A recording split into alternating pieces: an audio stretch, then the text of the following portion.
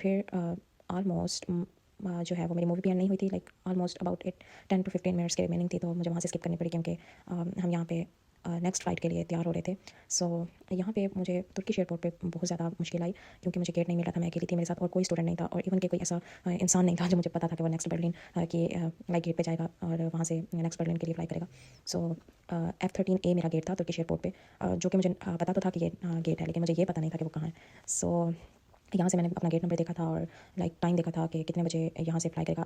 Actually मेरे पास जो phone था उसमें टाइम खुद ब खुद चेंज हो रहा था। जब मैं तुर्की पहुँची तो मेरा टाइम तुर्की के इक्वल हो गया था और मैं यही समझ रही थी कि पाकिस्तानी टाइम है, तो मुझे टाइम का भी अंदाज़ा नहीं हो रहा था। तो और आखिरकार एक कपल था जो पाकिस्तान से मैंने देखा था, जो पाकिस्तान से फ्लाई कर रहा था, और वो जब चेक इन के दौरान मैंने देखा था कि वो तुर्की के लिए ही like they are also going for Berlin. So मुझे वो बाई चांस नज़र आ गया वहाँ पे और मैं उनके पीछे पीछे बोली।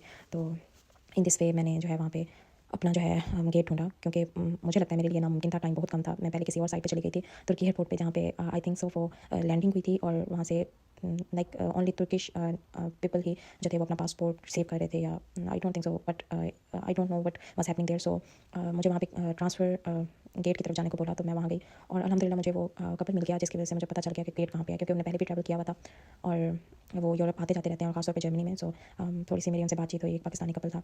सो after that we was on F13A gate number.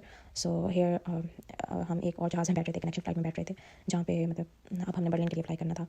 Actually मेरा सिटी ड्रेस्टन था, I was admitted to T Dresden, but as the ticket was so expensive for that airport, so मैंने बर्लिन के लिए टिकट की थी, जो कि मुझे लिटिल बिट सस्ती पड़ गई थी, like it was almost 1,55,000। So yes, when it is a time when we fly in sky. So यहाँ पे मुझे विंडो सीट मिल गई थी अल्हम्दुलिल्लाह, and I was very happy at that time.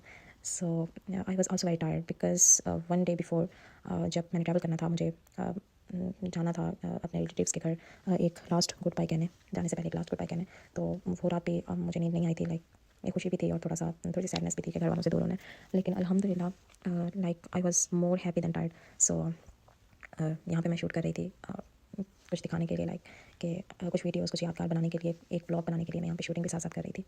और ये जो फ़्लाइट थी वो काफ़ी कम टाइम की थी, ऑलमोस्ट 2 आवर 10 मिनट्स की। जो मेरी पिछली फ़्लाइट थी, लाइक जो पाकिस्तान से तुर्की की फ़्लाइट थी, वो ज़्यादा टाइम की थी, 7 आवर की थी ऑलमोस्ट। सो यहाँ पे उन्होंने पास्ता और बीफ में ऑप्शन पूछा था, तो मैंने पास्ता ऑर्डर किया, like and with juice, with orange juice, and here the food was quite good.